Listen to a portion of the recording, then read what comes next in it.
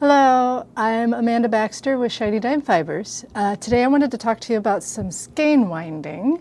I want to show you how I hand wind and unwind skeins from my shop. If you've had any trouble unwinding my hand-dyed skeins, hopefully you will find this useful. All of the skeins in my shop have been hand wound, and especially with the tencel, it's not the best yard for making pretty skeins. I do the best I can to make the skeins as straight as possible, but it does shift a little bit in the dye process. So hopefully, by seeing how they come off my skein winder and how I put them on a swift to unwind them into a ball, it will make unwinding these skeins a little bit easier for you. So let's get to it.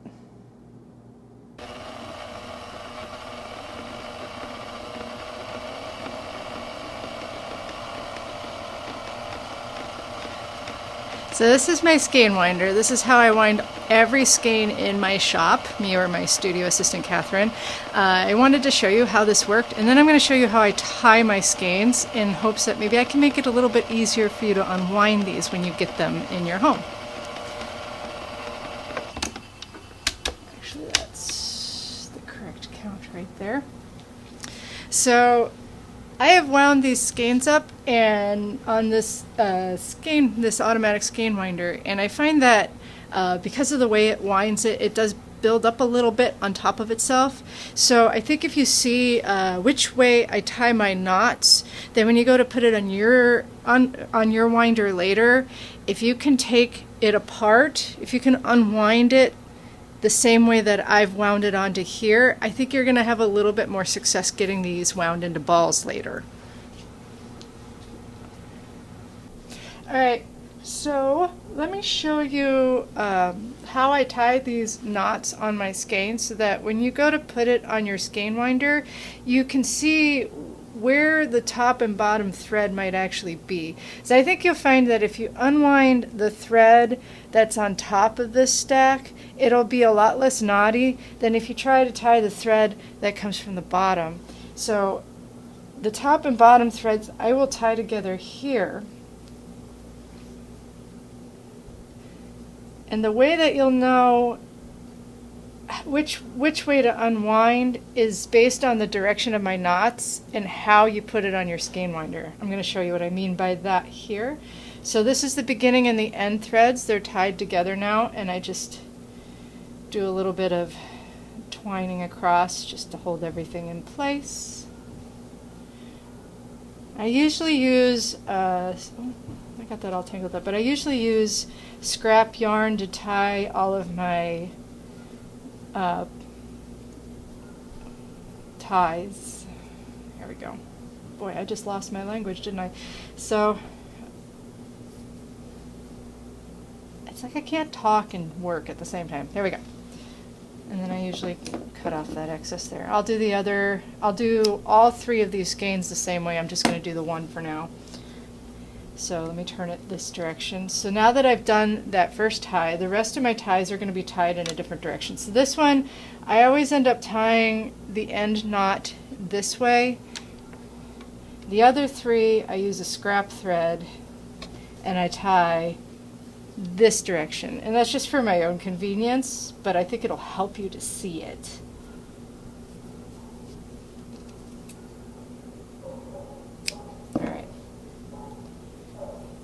I'm just going to use some leftover tencel thread to tie this.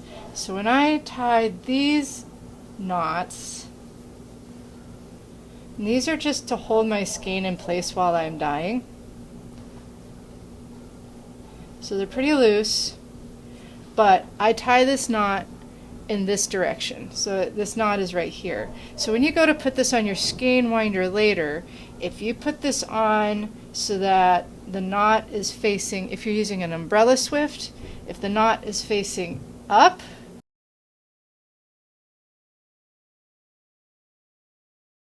then it will likely unwind from the top part of the skein first. If this knot is facing down, then you'll be unwinding from the bottom of the skein first, and I think you'll find that might be a little bit knottier.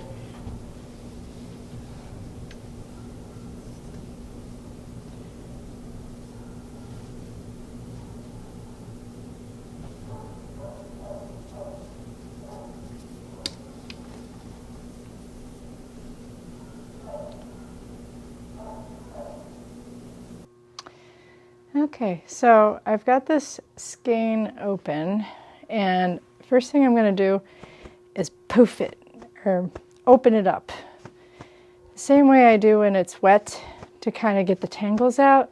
It does help, especially with the cotton I'm about to use, to loosen up any of the lint that's kind of sticking or any of the threads that are kind of tangled, especially after being tied up in that hank. It sometimes helps to open the skein up a bit. I'm going to put it on here on my umbrella swift. There we go. So you'll recall that I had 4 sets of ties that I tied onto this yarn, and that the yarn wound up on my skein winder in a particular way. So we're going to try to unwind it in the opposite direction. And the way that I'm going to do that, first of all, I'm combing through and I'm making sure that this isn't all twisted up on here, that I want to lay it on the skein winder as flat as I can and even continue to open it up a little bit while it's here. You'll know that it's flattening out sometimes, especially the umbrella swift, you might have to tighten it down, open it up just a little bit more, because it'll loosen a little bit when you open it up really good. And I want to lay it as flat as I can. And you saw how I tied my knots. So 3 sets of my of these ties were tied so that the knot was facing me. So I'm going to start with the knot facing down this way on 3 sets of the ties. So there's 1, 2, 3, and then that 4th set of ties, the figure 8 ties, I actually crossed twice. And there's 2 knots. There's one at the bottom, just like before, but then there's also one at the top. And what I've done is I've tied the beginning and end thread together, and then I use the excess to create some more figure 8 ties to hold it in place. So that's how you'll know where to find the beginning and end thread, is you'll see that this one has 2 figure 8 twists. This one only has 1. So first thing I'm going to do is cut these off. These are just scrap threads. Sometimes they're made of the yarn that I'm dyeing, and sometimes they're not. It just sort of depends on what's in my studio. But you just cut that thread and pull it out. This has served its purpose to keep the skein in order as much as I can in the dye process. At this point, this yarn has been boiled, dyed, or it's been boiled and scoured really good, washed out, and then it's been soaked in soda ash, painted, left in wet paint for 24 hours, and then boiled again. So it's been through a lot of processes. There may be a tangle or two that you'll have to contend with. I do the best I can to keep it as straight as I can, but hopefully it won't be too much of a problem. The cotton yarn tends to hold as a skein throughout the dye process better than the tencel. The tencel is just slippery, so there's only so much I can do about that. But as long as you work to flatten your skein out really nicely on your swift, it should go fairly well. So I'm going to cut this bottom knot. You'll see that this is where I've tied the beginning and the end thread together. So there's another knot on top, and these 2 threads are tied together. So once you've cut that, you've cut the beginning and the end thread free of each other. I'm going to take one of these threads is going to appear to come from the back half of the skein, and the other thread is going to appear to come from the front half. The one that appears to be wrapping around from the back half, I'm going to just tuck that back and away so that it doesn't get tangled. And then the thread that is in the front half, I'm going to take over to my Ballwinder over here. So now I've got the thread coming off of this skein, and I'm hoping that if I've flattened this out enough and I've found the right thread, that this should unwind without too much difficulty. I'm going to try, by doing this, I'm unwinding the threads in the opposite direction that I wound them on the skein winder so that there aren't so many tangles. So if I tried to unwind this with the other thread that's sitting on the bottom, the back half of this skein, it would have to pull through this skein to come undone, and it would continually get tangled as it came around because it would have to be pulled through. So this one is coming off the top very easily for the most part. This cotton is very linty, so it does get a little sticky sometimes, but you can see it's coming right off the top and it's not having to pull through the skein, so it should come off without any issues. It should be fairly easy to unwind. Let's see what happens.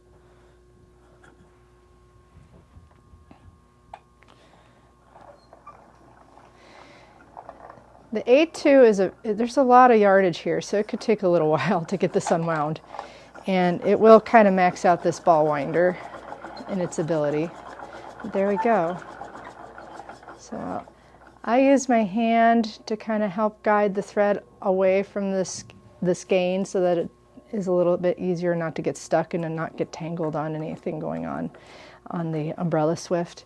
But as you can see, so I'm holding it here, and it is coming off without any problems.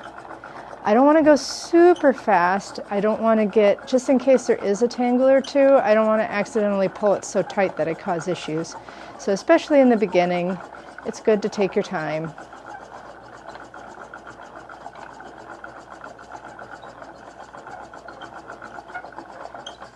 My umbrella swift's a little squeaky. I've tried adding a little bit of graphite to the pole, but I might need to add a little bit more.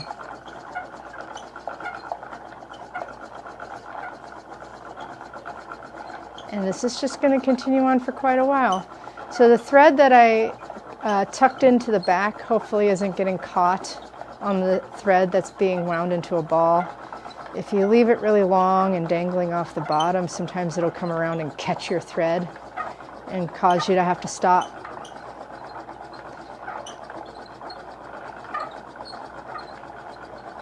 As the ball gets bigger, the skein winder will unwind faster and faster.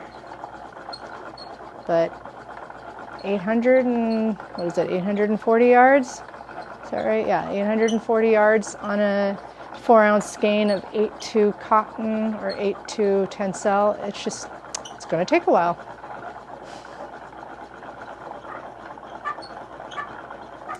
Oh, see, I had a little bit of a tangle there. If you run into a tangle, the best thing you can do is just open up your skein to get the tangle out. It just means something's twisted around something else, and you just need to open it up. There we go.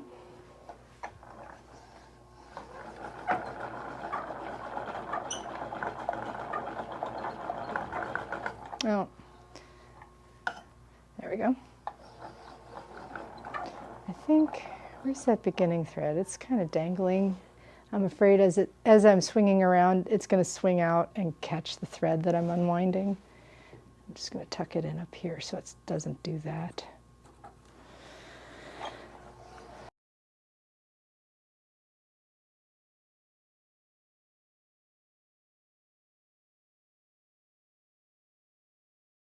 That end of the yarn just came untucked, so now it's swinging around, but we're almost done. There we go.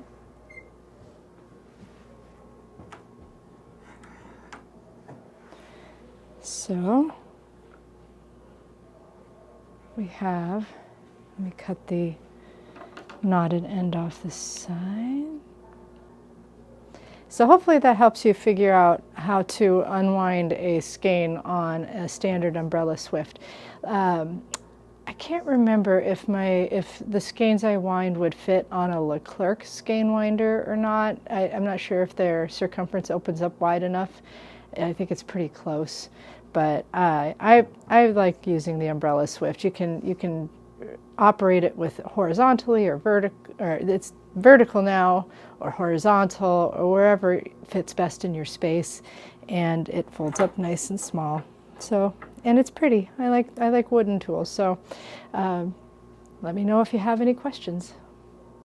All right, you can reach out to me on my website or Messenger if you have any questions about this video, the yarn I carry, or anything else that comes to mind, yarn and weaving related, of course.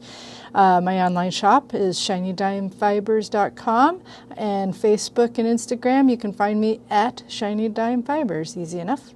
Thanks for watching.